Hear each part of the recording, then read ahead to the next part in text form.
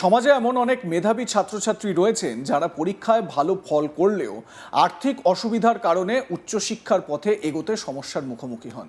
কলেজের ফি, বইপত্র, হস্টেল খরচ, যাতায়াত সব মিলিয়ে পড়াশোনার ব্যয় অনেক পরিবারের পক্ষে বহন করা কঠিন হয়ে পড়ে। এই পরিস্থিতিতে পড়ুয়াদের পাশে দাঁড়াতেই পশ্চিমবঙ্গ সরকার চালু করেছে Swami Vivekananda merit cum means scholarship. বহু বছর ধরে চলা এই প্রকল্পের মাধ্যমে রাজ্যের আর্থিকভাবে পিছিয়ে থাকা অথচ মেধাবী ছাত্রছাত্রীদের পড়াশোনার জন্য আর্থিক সহায়তা দেওয়া হয়। ফলে অনেক পড়ুয়া নিজের স্বপ্ন পূরণের পথে এগিয়ে যাওয়ার সুযোগ পান। সবচেয়ে গুরুত্বপূর্ণ বিষয় হলো এই স্কলারশিপ শুধুমাত্র স্কুলের ছাত্রছাত্রীদের জন্য নয়, উচ্চ মাধ্যমিক স্তর থেকে শুরু করে কলেজ, বিশ্ববিদ্যালয় এবং গবেষণারত পড়ুয়ারাও নির্দিষ্ট শর্ত পূরণ করলে এই প্রকল্পের সুবিধা পেতে পারেন। এবার প্রশ্ন হলো, কারা এই স্কলারশিপের জন্য আবেদন করতে পারবেন? সরকারি নিয়ম অনুযায়ী পশ্চিমবঙ্গের স্বীকৃত শিক্ষা প্রতিষ্ঠানে পড়াশোনা করা ছাত্রছাত্রীরা এই বৃত্তির জন্য আবেদন করতে পারেন। উচ্চ মাধ্যমিক, স্নাতক, স্নাতকোত্তর কিংবা গবেষণারত শিক্ষার্থীরা এই প্রকল্পের আওতায় আসেন। তবে আবেদন করার জন্য কয়েকটি গুরুত্বপূর্ণ শর্ত রয়েছে। প্রথমত, আবেদনকারীকে আগের পরীক্ষায় নির্দিষ্ট পরিমাণ নম্বর পেতে হবে। সাধারণভাবে যে স্তরের জন্য আবেদন করা হবে তার আগের পরীক্ষায় কমপক্ষে 60% নম্বর থাকতে হবে। অর্থাৎ উচ্চ মাধ্যমিকে পড়লে মাধ্যমিক পরীক্ষায় স্নাতকে ভর্তি হলে উচ্চ মাধ্যমিক পরীক্ষায় এবং স্নাতকোত্তরে ভর্তি হলে স্নাতক পরীক্ষায় অন্তত 60% নম্বর থাকতে হবে। দ্বিতীয় গুরুত্বপূর্ণ শর্ত হলো পারিবারিক আয়। আবেদনকারীর পরিবারের বার্ষিক আয় 2,50,000 টাকার কম হতে হবে। এই শর্তের মাধ্যমে মূলত আর্থিকভাবে দুর্বল পরিবারের ছাত্রছাত্রীদের অগ্রাধিকার দেওয়া হয়। এই প্রকল্পের আরও একটি বড় সুবিধা হলো বৃত্তির টাকা সরাসরি পড়ুয়ার ব্যাংক অ্যাকাউন্টে পাঠানো হয়। ফলে টাকা পাওয়ার ক্ষেত্রে কোনো মধ্যস্থতাকারীর প্রয়োজন হয় না এবং পুরো প্রক্রিয়াটি স্বচ্ছভাবে সম্পন্ন হয়। এবার আসা যাক সবচেয়ে গুরুত্বপূর্ণ প্রশ্নে, এই স্কলারশিপে কত টাকা পাওয়া যায়? আসলে বৃত্তির পরিমাণ নির্ভর করে আবেদনকারী কোন কোর্সে পড়াশোনা করছেন তার উপর।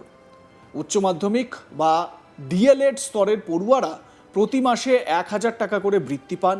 এই অর্থ বা এই টাকা পড়াশোনার বিভিন্ন খরচ মেটাতে সাহায্য করে। অন্যদিকে পলিটেকনিকের ছাত্রছাত্রীরা প্রতি মাসে 1,500 টাকা করে পেয়ে থাকেন।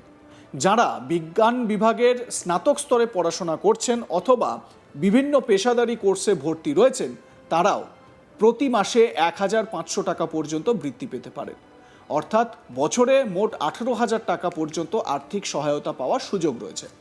কলা ও বাণিজ্য বিভাগের স্নাতক স্তরের ছাত্রছাত্রীদের জন্যও রয়েছে আর্থিক সাহায্য। তারা প্রতি মাসে 1,000 টাকা করে বৃত্তি পেয়ে থাকেন।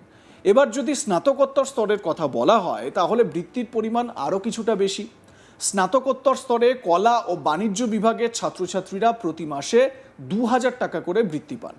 অন্যদিকে বিজ্ঞান বিভাগের স্নাতকোত্তর পড়ুয়াদের জন্য মাসিক বৃত্তির পরিমাণ 2,500 টাকা। এছাড়াও আরও অনেক গুরুত্বপূর্ণ কোর্স এই প্রকল্পের আওতায় রয়েছে, যেমন engineering, IIT, medical, nursing, pharmacy, BEd এবং পিএইচডি। বিশেষ করে মেডিকেল শিক্ষার্থীদের জন্য বৃত্তির পরিমাণ আরও বেশি। মেডিকেল পড়ুয়ারা মাসে সর্বোচ্চ 5,000 টাকা পর্যন্ত আর্থিক সহায়তা পেতে পারেন। দীর্ঘমেয়াদী এবং ব্যয়বহুল পড়াশোনার ক্ষেত্রে এই অর্থ অত্যন্ত গুরুত্বপূর্ণ ভূমিকা পালন করে। অনেক পড়ুয়ার কাছে এই বৃত্তি শুধুমাত্র একটি আর্থিক সাহায্য নয়, বরং উচ্চশিক্ষা চালিয়ে যাওয়ার শক্তি এবং অনুপ্রেরণা হিসেবেও কাজ করে। এবার জেনে নেওয়া যাক আবেদনের জন্য কি কি নথি প্রয়োজন হবে। স্বামী বিবেকানন্দ স্কলারশিপের জন্য আবেদন করার সময় কয়েকটি গুরুত্বপূর্ণ নথি জমা দিতে হবে। এর মধ্যে রয়েছে মাধ্যমিক বা সমতুল পরীক্ষার মার্কশিট, আগের পরীক্ষার নম্বরপত্র এবং বর্তমান শিক্ষা প্রতিষ্ঠানে ভর্তির প্রমাণপত্র। এছাড়াও আয়ের শংসাপত্র জমা দিতে হবে যাতে পরিবারের বার্ষিক আয়ের তথ্য উল্লেখ থাকবে। বাসস্থানের প্রমাণ হিসেবে প্রয়োজনীয় নথিও জমা দিতে হবে।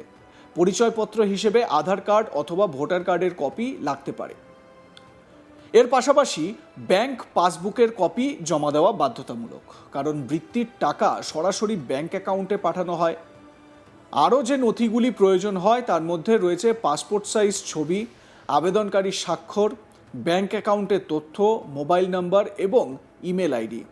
আবেদন করার আগে সমস্ত নথি সঠিকভাবে প্রস্তুত রাখা অত্যন্ত জরুরি, কারণ কোনো তথ্য ভুল থাকলে বা নথি অসম্পূর্ণ থাকলে আবেদন বাতিল হওয়ার সম্ভাবনা থাকে। আমার সহকর্মী রাহি হালদার এ বিষয়ে তার প্রতিবেদনে কি বলছেন শুনুন। রাজ্য জুড়ে মেধাবী এবং দুস্থ ছাত্রছাত্রী যারা পড়াশোনার সঙ্গে যুক্ত, পড়াশোনায় দীর্ঘকাল ধরে ভালো ফলাফল করে আসছেন, তাদের জন্য রাজ্য সরকার চালু করেছিলেন স্বামী বিবেকানন্দ স্কলারশিপ। এবার সেই স্বামী বিবেকানন্দ স্কলারশিপের যে বৃত্তি টাকা, সেই টাকার পরিমাণ প্রায় 5,000 টাকা পর্যন্ত পৌঁছে যেতে চলেছে। নতুন রাজ্য সরকার তারা ক্ষমতায় আসার পরেই এমনই সিদ্ধান্ত গ্রহণ করা হয়েছে, এমনটা জানা যাচ্ছে শিক্ষা দপ্তর সূত্রে।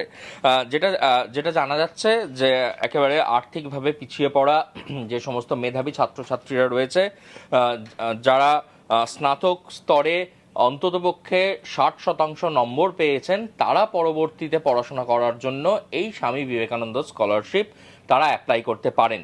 এবং এই অ্যাপ্লাই করাতে এতদিন পর্যন্ত প্রায় আবেদনকারীরা পরিবারে তাদের যেটা একটা ক্রাইটেরিয়া বেঁধে দেওয়া হয়েছিল যে আবেদনকারীদের বার্ষিক আয় 2,50,000 টাকার কম হতে হবে এবং এই প্রকল্পের টাকা সরাসরি ছাত্রছাত্রীদের ব্যাংক অ্যাকাউন্টে পাঠিয়ে দেওয়া হয়।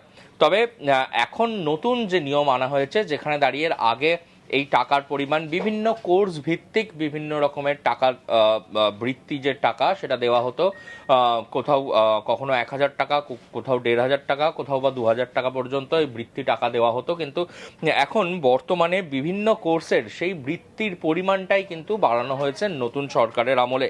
যেটা জানা যাচ্ছে যে এতদিন উচ্চ মাধ্যমিক বা ডিএলএড পাস পড়ুয়ারা প্রতি মাসে 1,000 টাকা করে পেতেন এবং পলিটেকনিক ছাত্রছাত্রীরা মাসে 1,500 টাকা করে পেয়ে থাকতেন এবং বিজ্ঞান বিভাগের স্নাতক এবং বিভিন্ন পেশাদারি কোর্সের পড়ুয়ারা 1,500 টাকা করে পেয়ে থাকতেন, অর্থাৎ বছরে 18,000 টাকা পর্যন্ত দেওয়া হতো। অন্যদিকে কলা এবং বাণিজ্য বিভাগের স্নাতক স্তরের পড়ুয়ারা মাসে 1,000 টাকা, স্নাতকোত্তর অর্থাৎ পোস্ট গ্র্যাজুয়েশনে কলা এবং বাণিজ্য বিভাগে মানে আর্টস এবং কমার্সের ছাত্রছাত্রীরা বৃত্তিমূলকভাবে 2,000 টাকা করে পেতেন। বিজ্ঞান বিভাগ অর্থাৎ সায়েন্সের পড়ুয়ারা সেই টাকাটা পেতেন প্রায় 2,500 টাকা করে। এছাড়া ITI, engineering, medical, nursing, pharmacy, BEd এবং পিএইচডির মতন কোর্সেও এই যে প্রকল্প, সেই প্রকল্পের আওতায় আনা হয়েছে মেডিকেল ছাত্রছাত্রীরা, তারা কিন্তু পাবেন মাসের সর্বোচ্চ বৃত্তি এবং সেই বৃত্তির পরিমাণ হচ্ছে 5,000 টাকা পর্যন্ত বৃত্তি পাওয়া যাবে, এমনটা জানানো হয়েছে শিক্ষা দপ্তর সূত্রে। স্বামী বিবেকানন্দ স্কলারশিপে আবেদন করার সময় মাধ্যমিক বা সমতুল্য পরীক্ষার মার্কশিটের এবং তার আগের নম্বর, তার প্রাপ্ত নম্বর, প্রমাণপত্র সেই সব কিছু দিয়ে জমা করতে হয় এবং যেটা ক্রাইটেরিয়া, যদি মাধ্যমিক এবং উচ্চ মাধ্যমিক হয় তাহলে ফার্স্ট ডিভিশন নাম্বার তাদেরকে থাকতে হবে, অর্থাৎ 60%র বেশি নাম্বার কিন্তু পেতে হবে ছাত্রছাত্রীদের এবং সেই ছাত্রছাত্রীরা সেই শতাংশ নাম্বার পাওয়ার পরে একটা নির্দিষ্ট সময় আছে, যে সময় স্বামী বিবেকানন্দ স্কলারশিপের পোর্টাল ওপেন করা হয়, সেই পোর্টাল মারফত অ্যাপ্লাই করতে পারেন ছাত্রছাত্রীরা এবং তাতেই কিন্তু পাওয়া যেতে পারে এই বৃত্তিমূলক যে বৃত্তি যেটা দেওয়া হচ্ছে ছাত্রছাত্রীদের জন্য, যারা মেধাবী দুস্থ ছাত্রছাত্রী, তাদের এই বৃত্তির টাকা।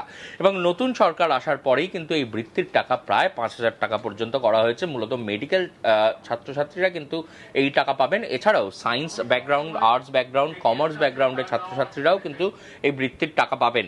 2,000 টাকা, 2,500 টাকা, 1,500 টাকা, এরকম পর্যায়ক্রমে কিন্তু পুরো একটা লিস্ট তৈরি করা হয়েছে এবং সেই মোতাবেক কিন্তু ছাত্রছাত্রীরা আবেদন করতে পারেন এই স্বামী বিবেকানন্দ স্কলারশিপের জন্য।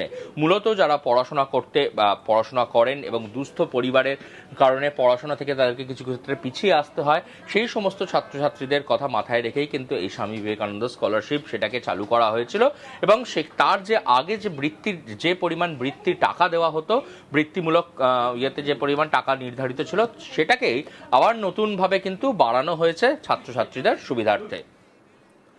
লাইক, কমেন্ট, শেয়ার করে আপনাদের মতামত জানান। দেখতে থাকুন আজ তাক বাংলা।